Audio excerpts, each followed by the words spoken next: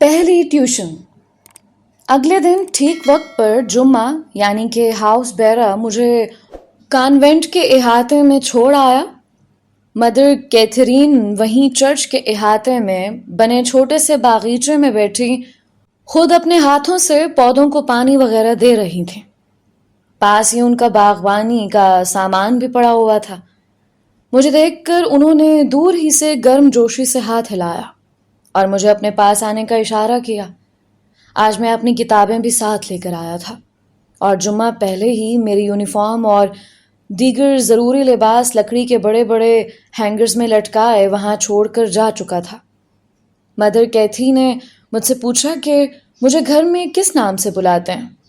میں نے بتایا آدی، تو وہ مسکرا کر بولیں کہ میں بھی تمہیں تمہارے گھر والے نام سے پکاروں گی اگر تمہیں کوئی اعتراض نہ ہو۔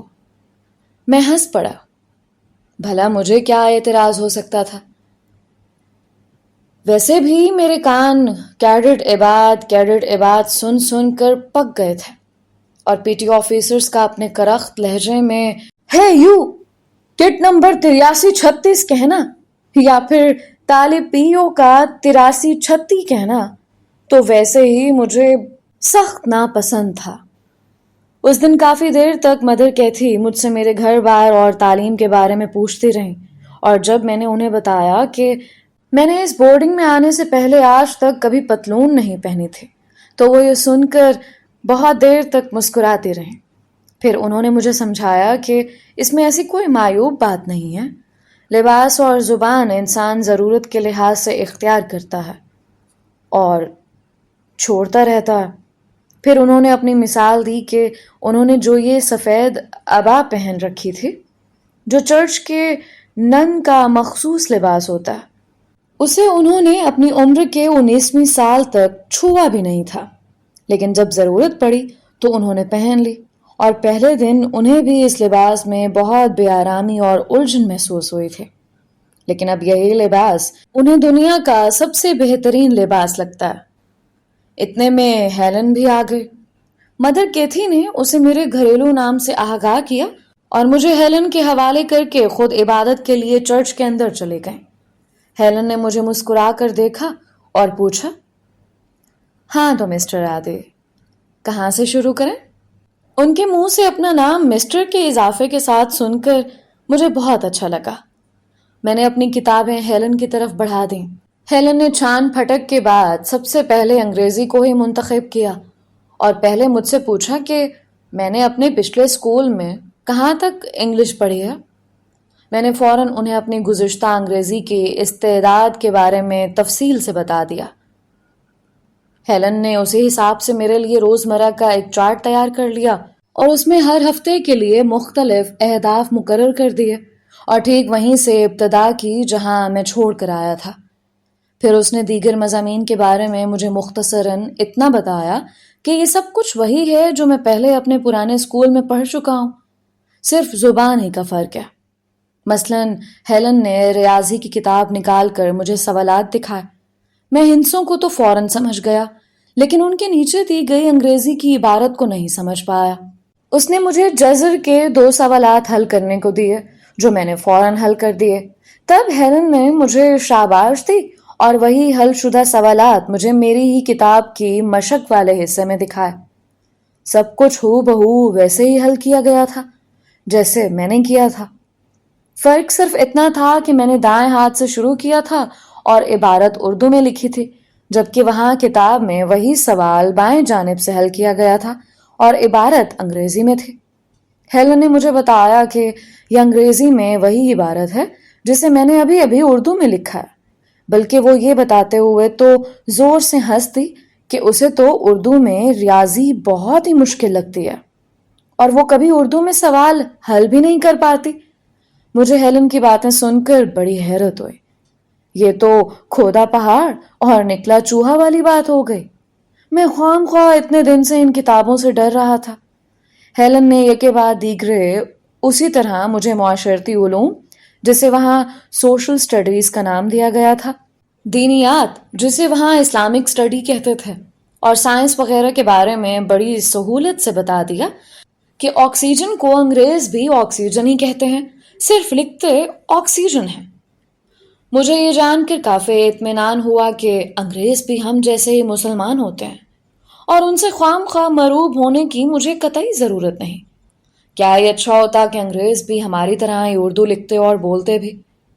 پھر تو یہ سارا جھگڑا ہی ختم ہو جاتا۔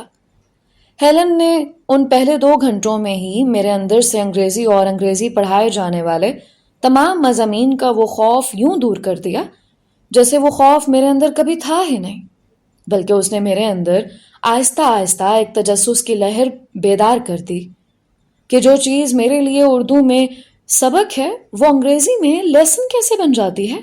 لہٰذا مجھے اب اس کھیل میں مزہ آنے لگا تھا۔ اتنے میں چرچ کے گھنٹہ گھر نے شام کے 6 بجنے کا اعلان کر دیا۔ ہیلن نے مجھے بتایا کہ آج کے لیے میری ٹیوشن ختم اور اب آگے شیرل مجھے یہاں کے رہن سہن کے بارے میں تعلیم دے گی۔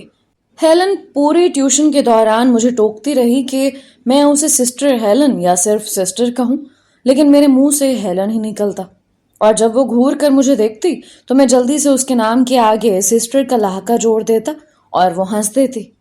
پہلی ٹیوشن ختم ہونے سے پہلے ہی ہم دونوں کے درمیان پکی دوستی ہو گئی تھی۔ ہم چرچ کی مرکزی عمارت کے اندر ہی موجود ایک بہت کھلے اور اونچی چھت والے کمرے میں بیٹھ کر پڑھ رہے تھے۔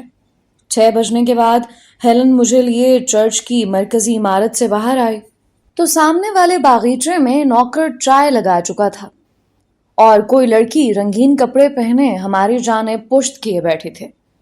ہیلن اور میرے قدموں کی آواز سن کر وہ پلٹی اور میں اسے دیکھ کر دنگ رہ گیا۔ وہ ہو بہو ہیلن کی دوسری نقل تھی۔ وہ ناک، نقشہ، وہی روپ، وہی ہنسی۔ دونوں میں اگر فرق تھا تو صرف ان کے لباس کا۔ ہیلن نن کے سادہ سے سفید لباس میں ملبوس تھی، جبکہ اس نے رنگین لباس پہنا ہوا تھا اور لمبے سے فیروزی رنگ کے اسکرٹ اور کالی دھاریوں والی قمیض پہن رکھے تھے۔ ہیلن اور وہ لڑکی میری حیرت دیکھ کر ایک ساتھ ہنس پڑی۔ ہیلن نے میرا تعارف کروایا، یہ ہے کیڈٹ عباد اور یہ ہے میری چھوٹی بہن شیرل۔ شیرل نے اپنا ہاتھ ملانے کے لیے میری طرف بڑھایا۔ چھوٹی ضرور ہوں لیکن اتنی نہیں کہ ہیلن کے روب میں آ جاؤں، صرف 4 منٹ ہی چھوٹی ہوں۔ میں حیران سا کبھی ہیلن اور کبھی شیرل کی طرف دیکھتا رہا۔ تب ہیلن نے مجھے بتایا کہ وہ اور شیرل دراصل جڑواں بہنیں ہیں۔ ہیلن نے میٹرک کے بعد چرچ کی راہبانہ زندگی اختیار کر لی تھی، جبکہ شیرل اب بھی اپنے باپ کے ساتھ کانوینٹ کے پچھلے حصے میں موجود رہائشی کالونی میں رہتی تھے، جبکہ ان کی ماں کا انتقال 4 سال پہلے اس وقت ہو گیا تھا جب شیرل اور ہیلن اپنے میٹرک کے امتحانات سے صرف 2 دن پہلے ہی فارغ ہو کر بورڈنگ سے گھر آئی تھیں۔ ان کی والدہ خود بھی بے حد مذہبی خیالات کی حامی اور روزانہ چرچ سروس میں شرکت کرنے والی تھیں۔ ہیلن کو چرچ سے بہت محبت ماں سے ہی ورثے میں ملی تھی، جبکہ شیرل شروع سے ہی بے حد شرارتی اور چلبلی طبیعت کی حامل تھے، لیکن مزاج کے اس تضاد کے باوجود دونوں بہنوں میں مثالی پیار تھا۔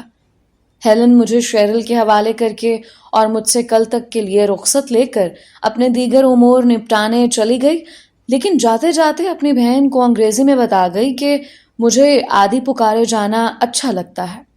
تبھی شاید شیرل نے اس کے جانے کے بعد جب مجھے کیڈٹ آدی کہہ کر پکارا تو اس کے لبوں پر ہلکی سی مسکراہٹ تھی۔ اس نے مجھ سے کہا کہ آج ہم یہیں چرچ کے باغیچے میں بیٹھ کر گپ شپ کریں گے، جبکہ کل سے مجھے ہیلن سے ٹیوشن کے بعد فارغ ہو کر شیرل کے پاس ان کے گھر آنا ہوگا۔ لیکن کچھ ہی دیر میں مجھے شیرل کی اس گپ شپ کا مقصد بھی سمجھ آ گیا۔ اس نے اپنے کام کا آغاز اسی دن شام کی چائے ہی سے شروع کر دیا تھا۔ چائے کے ساتھ دیگر لوازمات میں چرچ کی بیکری سے بنی ہوئی پیسٹری اور کیک وغیرہ بھی موجود تھے، اور شیرل نے سب سے پہلے مجھے کانٹا اور چھری اٹھا کے کیک اور پیسٹری کاٹ کر اپنے لیے پلیٹ میں الگ کرنے کو کہا۔ مجھے جس طرح بھی سمجھ میں آیا میں نے یہ دشوار فریضہ سر انجام دے ہی دیا۔ پھر شیرل نے بنا کچھ کہے خود پہلے کیک کا ایک حصہ چھری اور کانٹے سے اپنے لیے علیحدہ کیا اور پھر دیگر چیزوں کو کاٹنے سے बड़ी नफासत से छोटे छोटे हिस्सों में तकसीम करके मेरे सामने भी खाने के लिए रखती गई। मैं बहुत गौर से शेरल को ये सब करते हुए देखता रहा। उस दिन मुझे ज़िंदगी में पहली मर्तबा कांटे के सही तरीका इस्तेमाल के बारे में पता चला। शेरल ने खुद अपने मुंह से मुझे ना किसी बात पर टोका और ना ही खुद से कुछ बताने की कोशिश की। बस वो इधर उधर की बातें करते हुए, कुछ अपने बारे में बताते हुए और कुछ मेरे बारे में पूछते हुए गैर महसूस तरीके से मुझे सब कुछ सिखाते रहे। शायद अगर वो शऊरी तौर पर मुझे सिखाने की कोशिश करती तो मैं वो आदाब इतनी जल्दी ना सीख पाता। हेलन अपने अंदाज व अतवार में जिस कदर संजीदा और मुदब्बिर दिखाई देती थी, शेरल उतनी ही जिंदगी से भरपूर और हर बात को हंसी में उड़ा देने वाली शोख व चंचल थी। पहली ही शाम उसने मुझे चाय पीने के अंग्रेजी आदाब से अच्छी तरह रोशनास करवा दिया था। मेरे और अंग्रेज़ों के चाय पीने में भी मुझे कोई ख़ास फ़र्क भी महसूस नहीं हुआ, बल्कि मुझे उस रोज़ अंग्रेज़ों पे बहुत तरस भी आया कि चाय जैसी नेमत को वो किस कदर एहतियात और ख़ुद को पाबंदियों में जकड़ कर पीते हैं। वहाँ हमारे महल्ले में तो मेरे और राजा के दरमियान बाकायदा मुकाबला होता था कि कौन एक ही घूंट में चाय का भरा प्याला एक ज़ोरदार सरुड़ की आवाज़ के साथ सबसे जल्दी ख़त्म कर सकता है। जबकि यहाँ शेरल मुझे यूं नफासत से धीरे धीरे और छोटी चुस्कियां लेकर चाय खत्म करने का दर्ज दे रही थी, जैसे वो चाय का कप ना हो, आबे ज़मज़म हो। सच पूछें तो मुझे इस तरह चाय पीने में जरा भी मजा नहीं आया, पर मरता क्या ना करता। आदि को कैडेट इबाद की तरह बर्ताव करने के लिए ये सब सीखना बेहद जरूरी था। मैं शेरल को देख देख कर उसकी तरह सब कुछ दोहराता रहा और दिल ही दिल में उस दिन को कोसता रहा जब मैंने 2 साल कबल खुद अब्बा के सामने फौजी कॉलेज में पढ़ने की ख्वाहिश का इजहार किया था। पाबंदी। उस रात अक्कू को घर से तो निकाल दिया गया था, लेकिन दरवाजे पर खड़े होकर उसने जो धमकियां दी थीं और ताहिर भाई और वज्जो आपी के बारे में जो जहर अफशानी की थी, उसे महल्लेदार बहुत दिन तक अपने जहन से नहीं निकाल पाए थे। रही सही कसर शकूरन बुआ की कैंची की तरह चलती जुबान ने पूरी कर दी थी। वो जहाँ कहीं भी बैठती किसी न किसी बहाने ताहिर भाई और अक्कू के झगड़े को जेरे बहस लाती ही थी। रफ्ता रफ्ता अब सभी महल्ले को इतनी खबर तो हो ही गई थी कि अक्कू और ताहिर के झगड़े की दरपर्दा वजह कुछ और ही है, लेकिन पूरा महल्ला गयास चचा और उनके घराने से भी बहुत अच्छी तरह वाकिफ था और अक्कू के करतूत भी सभी के सामने रोजे रोशन की तरह आया थे।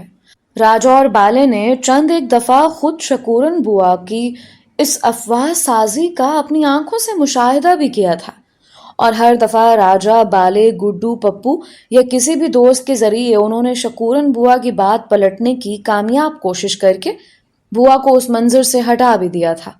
मसलन एक मर्तबा वो जमन खाला के यहाँ दरवाजे से बाहर बने चबूतरे पर धूप सेंकते हुए जब उन्होंने ताहिर और अक्कू का जिक्र शुरू किया, राजा के कान खड़े हो गए और उसने जल्दी से बाले को इशारा किया। बाले ने मौके की नजाकत को समझ लिया और भागते हुए बुआ से जाकर कहा कि आपके घर के बाहर मुन्नी आपा वावेला कर रही हैं कि आप शायद दूध चूल्हे पर ही उबलता छोड़ आई हैं और अब बस दूध छलकने को ही है। ये सुनते ही शकूरन बुआ अपना शटल कॉक खैमा नुमा बुरका संभालते हुए बिना ये सोचे घर की तरफ दौड़ी कि दूध तो उन्होंने आज लिया भी नहीं था, क्योंकि अभी तक दूध वाले के आने का वक्त ही कहाँ हुआ था। दूसरी मर्तबा जब राह चलते उन्होंने गफूर चचा को रोककर उनसे पुलिस में झगड़े की शिकायत का जिक्र छेड़ा तो नन्हू ने, जो करीब ही राजा और दीगर दोस्तों के साथ पट्ठू गरम खेल खेल रहा था, जानबूझकर इस जोर से गेंद शकूरन बुआ की कमर में दे मारी कि शकूरन बुआ सब भूल भाल और सब छोड़ छाड़ कर लाठी लेकर उन सब के पीछे दौड़ पड़ी।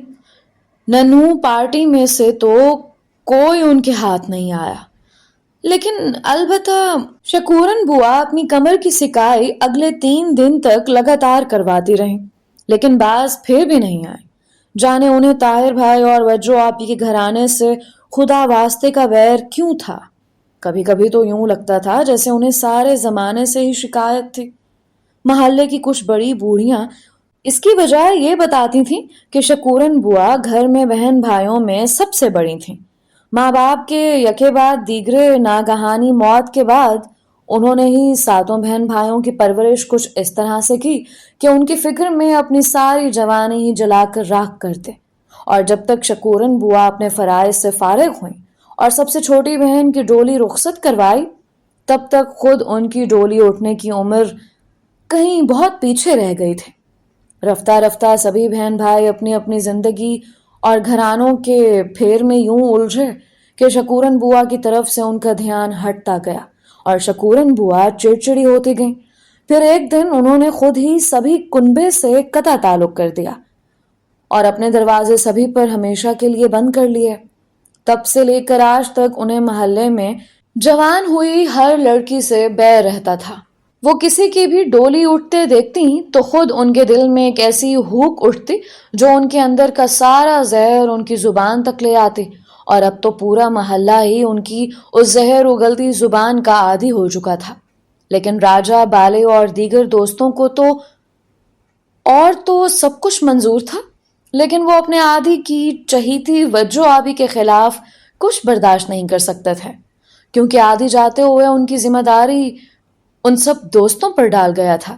لہٰذا وہ کیسے برداشت کر سکتے تھے کہ کوئی ان کی موجودگی میں وجو آپی کے پاکیزہ کردار پر کیچڑ اچھالنے کی کوشش بھی کرے۔ لیکن کہتے ہیں کہ ایسے معاملوں میں دیواروں کے بھی کان نکل آتے ہیں، اور کبھی کبھی ہلکی سی آواز میں کی گئی سرگوشی کسی دھماکے کی آواز سے بھی پہلے ان دیواروں میں سرایت کر کے دوسری طرف پہنچ جاتی ہے۔ کچھ ایسا ہی معاملہ وجو آپی اور طاہر بھائی کے بارے میں بھی ہو رہا تھا۔ رہی صحیح کسر اس ایک واقعے نے پوری کر دی۔ علاقے کا ایس ایچ او بازار میں گشت کر رہا تھا کہ اچانک اس کی نظر اکو اور اس کے دو دوستوں پر پڑ گئے۔ اکو کے خلاف باقاعدہ کوئی ایف آئی آر تو کسی نے درج نہیں کروائی تھی، اور طاہر بھائی نے خود ایس ایچ او کو سختی سے منع کر دیا تھا کہ وہ اس معاملے کو پولیس میں نہیں لے جانا چاہتے، لیکن پھر بھی ایس ایچ او نے سوچا کہ اکو کو بلا کر وہیں بازار میں ذرا سختی سے تنبیہ کر دی جائے تو بہتر ہے، کیونکہ وہ طاہر بھائی اور ان کے گھرانے کی شرافت سے اچھی طرح واقف تھا اور نہیں چاہتا تھا کہ اکو دوبارہ طاہر بھائی سے الجھے یا کوئی اور شرارت کرے۔ ایس ایچ او ملک ریشم خان نے زوردار آواز میں اکو کو پکارا۔ اکو اور اس کے دوستوں نے ایس ایچ او کو دیکھا تو جانے کیا سمجھے اور بے دگ گئے۔ ملک ریشم نے سپاہیوں کو حکم دیا کہ ان سب کو پکڑ کر حاضر کیا جائے۔ پھر کیا تھا، پورے بازار میں اکو گروپ اور سپاہیوں کی دوڑیں لگ گئیں، اور آخرکار اکو اور اس کا ایک دوست پولیس کے ہتھے چڑھ ہی گیا۔ ملک ریشم نے پہلے تو وہیں بازار میں ان دونوں کی خاطر تواضع کی کہ وہ بھاگے کیوں تھے۔ اکو سمجھا کہ طاہر بھائی نے ایس ایچ او کو اس کے پیچھے لگا رکھا ہے، اور اس نے آؤ دیکھا نہ تاؤ، اور وہیں بھرے بازار میں چیخ چیخ کر اپنی بے گناہی اور طاہر اور وجو کی محبت کی داستان پورے زمانے کو سنانے لگا۔ بھیڑ جمع ہو چکی تھی، اور ملک ریشم نے جب تک معاملے کی نزاکت کو سمجھا تب تک اکو کافی بکواس کر چکا تھا۔ ملک کے اشارے پر سپاہیوں نے اکو کا منہ کپڑے سے باندھ کر اسے پولیس کی ویلز جیپ میں لا پھینکا اور تھانے لا کر اسے کافی دیر تک الٹے ٹانگے رکھا۔ ایس ایچ او نے اس سے ایک سادہ کاغذ پر حلفیہ بیان بھی لیا کہ آئندہ اگر اکو یا اس کے دوستوں نے کالونی کا رخ بھی کیا تو جو چور کی سزا وہ ان کی، اور شام تک اکو کو ڈرا دھمکا کر رہا بھی کر دیا، کیونکہ ایس ایچ او کا تو پہلے ہی اسے گرفتار کرنے کا کوئی ارادہ نہیں تھا۔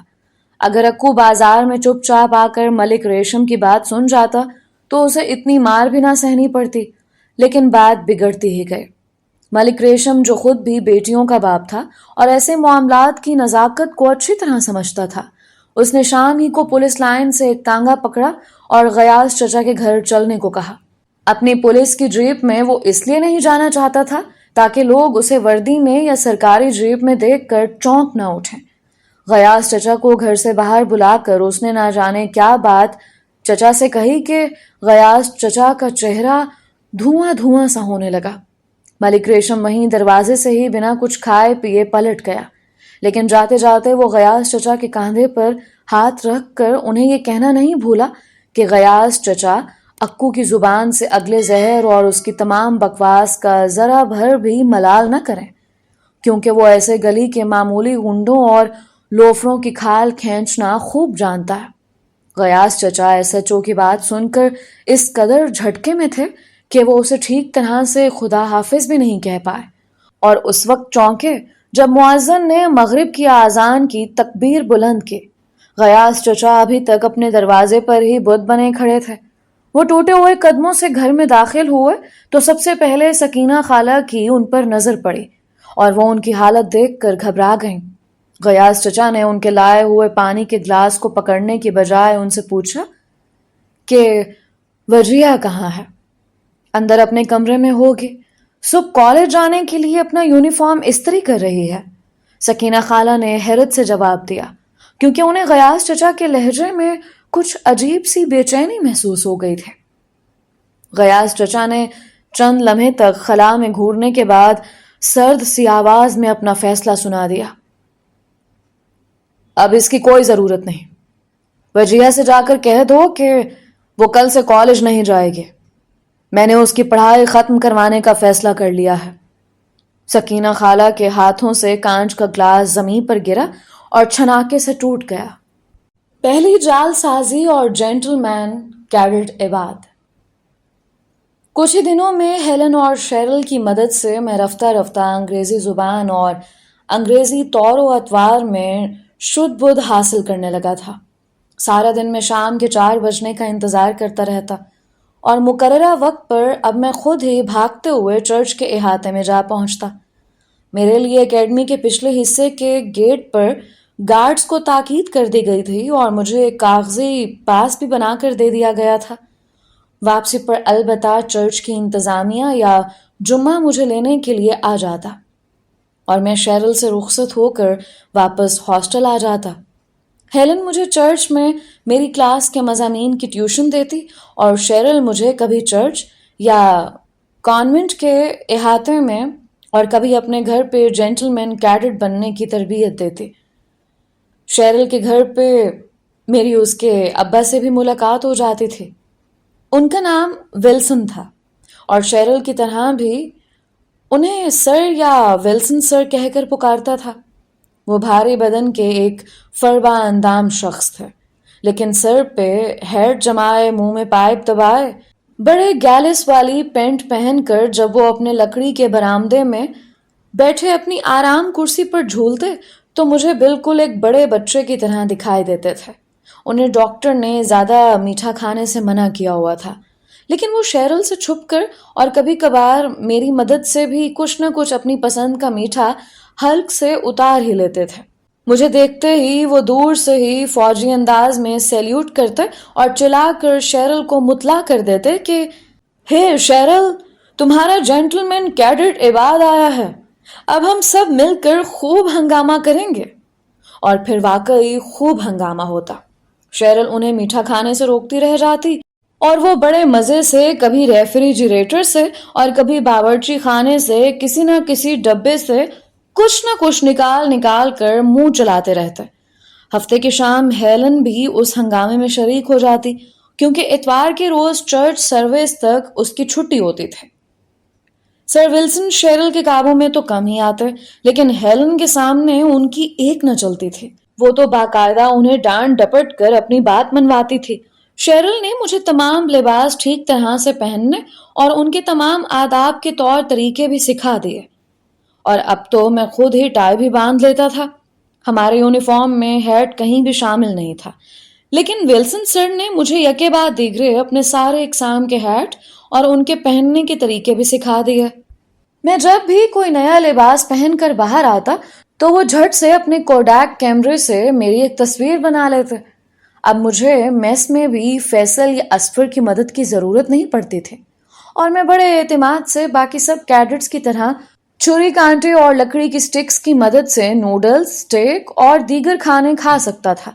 شیرل نے مجھے رفتہ رفتہ مختلف تعداد کے کورس کے کھانوں یعنی ڈنر وغیرہ کے آداب کے بارے میں بتا دیا، اور ہر کھانے اور ہر تقریب کے لحاظ سے لباس کی مناسبت اور رنگوں کے امتزاج کے بارے میں بھی سکھایا تھا کہ کب اور کس موقع پر کون سا انگریزی لباس اور کون سا رنگ جچے گا۔ کبھی کبھی تو میں ان انگریزی طور اتوار سے سخت اکتا جاتا اور ہیلن اور شیرل کے سامنے انگریزوں کو خوب کوستا کہ وہ بھی ہماری طرح سارا دن ایک ہی شلوار کرتے میں کیوں نہیں گزار سکتے تھے۔ اکیڈمی میں ہمیں صرف جمعے کی نماز کے وقت ہی جناح کیپ اور کرتا پاجامہ پہننے کا موقع ملتا تھا، ورنہ سارا دن ہم اسی طرح کے اوٹ پٹانگ لباسوں میں ٹنگے رہتے جو گئے انگریزوں کی دین تھے۔ مجھے رفتہ رفتہ اکیڈمی میں کچھ سکون آنے ہی لگا تھا کہ ایک دن اچانک ڈاکیے نے آ کر گیٹ پر حسب معمول اپنی سائیکل کی گھنٹی زور سے بجائی اور میرا نام پکارا۔ میں نے چونک کر اس کے ہاتھ میں پکڑے خط کی جانب دیکھا، کیونکہ گھر میں سے صرف ابا خط لکھتے تھے اور ان کا خط ابھی 2 دن پہلے ہی تو آیا تھا، جس میں انہوں نے 4 سطروں میں مجھے اپنی پڑھائی پر دھیان دینے اور اپنی صحت کا خیال رکھنے کو کہا تھا۔ ویسے بھی ابا کے خط بہت مختصر ہوتے تھے اور سبھی کا مضمون تقریباً ایک جیسا ہی ہوتا تھا۔ کبھی کبھی تو مجھے شک ہونے لگتا تھا کہ کہیں ابا نے ایک ہی خط لکھ کر اس کی بہت ساری نقول تو تیار نہیں کروا لیں، جنہیں وہ ہر ہفتے مجھے پوسٹ کر دیتے تھے اور جن کا آغاز ہمیشہ برخوردار عباد سے ہو کر اختتام ہمیشہ تمہاری امی، فاران اور امارہ تمہیں پیار کہتے ہیں اس پر ہوتا تھا۔ لیکن یہ خط ابا کی جانب سے نہیں تھا، یہ خط راجا اور میرے باقی دوستوں نے مل کر مجھے لکھا تھا۔ راجا کی تحریر دیکھتے ہی میرے اندر کا تمام دکھ اور وہ شدید اداسی جس پر میں نے اس اکیڈمی میں گزرے اپنے گزشتہ 3 ہفتوں کی مٹی ڈال رکھی تھی، ایک دم سے مجھ پر یوں حاوی ہوئے کہ خط کھولتے ہی میری آنکھوں سے آنسو ٹپ ٹپ گرنے لگے۔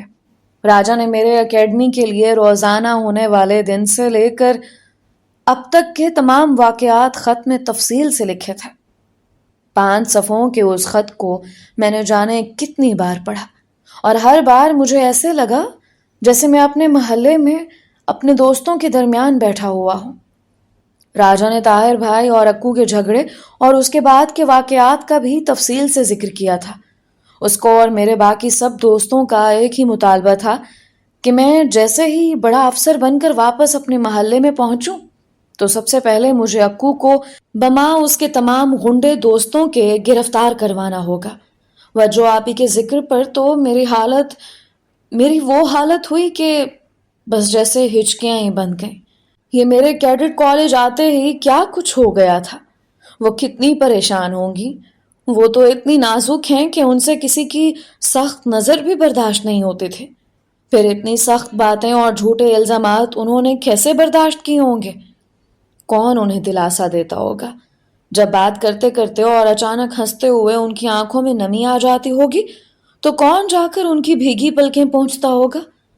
ایسے جانے کتنے ہی سوال میرے ذہن میں یوں گردش کرنے لگے کہ شام سے پہلے ہی مجھے کپ کپی ستارے ہو گئے، اور جب پہلی پریپ کے وقت پریفیکٹ نے آ کر میرا ماتھا چھو کر دیکھا تو الٹے پاؤں بھاگا اور چند ہی لمحوں میں مجھے اکیڈمی کے چھوٹے سے ہسپتال پہنچا دیا گیا۔ کچھ ہی دیر میں ایک ڈاکٹر نما شخص کانوں سے آلہ لگائے نمودار ہوا۔ میرے ذہن میں ابھی تک ڈاکٹر کا خاکہ طاہر بھائی سے ملتا جلتا تھا، کلین شیو، صاف ستھری پینٹ شرٹ، سلیقے سے بال بنے ہوئے اور کپڑوں سے اٹھتے مخصوص پرفیوم کی خوشبو۔ لیکن یہ تو سر اجاڑ منہ پہاڑ ٹائپ کا کوئی ڈاکٹر تھا جو دیکھنے میں یوں لگتا تھا جیسے ابھی سیدھا سو کر بستر سے اٹھا ہے۔ بعد میں پتہ چلا کہ اس کی انہی خصوصیات کی وجہ سے کیڈٹس نے اس کا نام ڈاکٹر نو رکھ چھوڑا ہے، کیونکہ وہ ہر اس بات کو نو کر دیتا تھا جس کی فرمائش کیڈٹ کرتے تھے۔ اس نے میرے دل کی دھڑکن سنی اور پھر جلدی سے کہا، نو، ہی از پرفیکٹلی آل رائٹ۔ پھر میری طرف مڑ کر کہا، تم بالکل ٹھیک ہو، میں یہ گولیاں دے رہا ہوں، صبح تک ریس کے گھوڑے کی طرح دوڑتے پھرو گے۔ ڈاکٹر نو نے مجھے کچھ گولیاں کھانے کو دیں اور چند گھونٹ کسی کڑوی شربت کے پلائے اور پھر جاتے جاتے مجھ سے کہا، خبردار، مجھ سے ریسٹ لینے کی قطعی توقع نہ رکھنا، میں ایسے معاملوں میں بہت اسٹرکٹ ہوں۔ میں نے حیرت سے ڈاکٹر کی طرف دیکھا کیونکہ میں نے تو کسی ریسٹ کی بات بھی نہیں کی تھی، اور مجھے ریسٹ یا آرام دوا سے ملنا تھا، نہ کہ ڈاکٹر نو کی ذات سے۔ تبھی میرے بیٹ مین نے، جو اس روز ہاؤس ڈیوٹی پر تھا اور مجھے ہسپتال لے کر آیا تھا، ڈاکٹر نو سے گڑ گڑا کر درخواست کی، سر کیڈٹ عباد نے تو آج تک کبھی ریسٹ نہیں لیا، لیکن آج واقعی انہیں بہت تیز بخار ہے، برائے مہربانی ایک دن پریڈ سے ریسٹ لکھ دیں۔ ڈاکٹر نے چند لمحے اس کی درخواست پر غور کیا، پھر میری دواؤں کی پرچی پر نیچے 1 day پریڈ ریسٹ یعنی ایک دن کے لیے پریڈ سے آرام لکھ کر بیٹ مین کے حوالے کر دی، اور یہ جا اور وہ جا۔ اکرم بیٹ مین نے پرچی میرے حوالے کی اور چہک کر بولا، یہ لیں سر جی، کل صبح آرام سے سوئیں اور عیش کریں، کل آپ کو صبح سویرے پریڈ کے لیے نہیں اٹھنا پڑے گا۔ میں نے حیرت سے اس جادوئی پرچی کی جانب دیکھا جس میں میری کل کی پریڈ سے چھٹکارے کا پروانہ تھا۔ اوہ، تو ڈاکٹر نو اس ریسٹ کی بات کر رہا تھا، مطلب کیڈٹس بیمار ہو کر اس کے پاس آتے ہوں گے اور اسے ہاؤس ریسٹ کی ضد کرتے ہوں گے، تبھی وہ پہلے ہی سے مجھے انکار کر رہا تھا۔ اگلی صبح جب میری ساری ڈارمیٹری اس منحوس سیٹی کی آواز پر بستروں سے گر گر کر اٹھتی اور باہر کی جانب بھاگتی نظر آ رہی تھی، میں آرام سے اپنے گرم بستر میں نیند کے مزے لے رہا تھا۔ ناشتے سے کچھ پہلے مجھے ہاؤس بیرا جمعہ نے آ کر اٹھا دیا اور میں نے مکمل سہولت اور آرام سے گرم پانی کے شاور سے غسل بھی کر لیا، ورنہ عام حالات میں ان غسل خانوں میں کیڈٹس کی اس قدر بھیڑ ہوتی تھی کہ کئی بار ایک ہی شاور کے نیچے 3 کیڈٹ جانگیا پہنے نہا رہے ہوتے تھے۔ میں آرام سے تیار ہو کر اپنی کتابیں اکٹھی کر رہا تھا جب باقی کیڈٹس پریڈ گراؤنڈ سے بھاگتے دوڑتے اور ہانپتے کانپتے ہاسٹل آ پہنچے اور جلدی جلدی تولیے باندھ کر غسل خانوں کی جانب بھاگے۔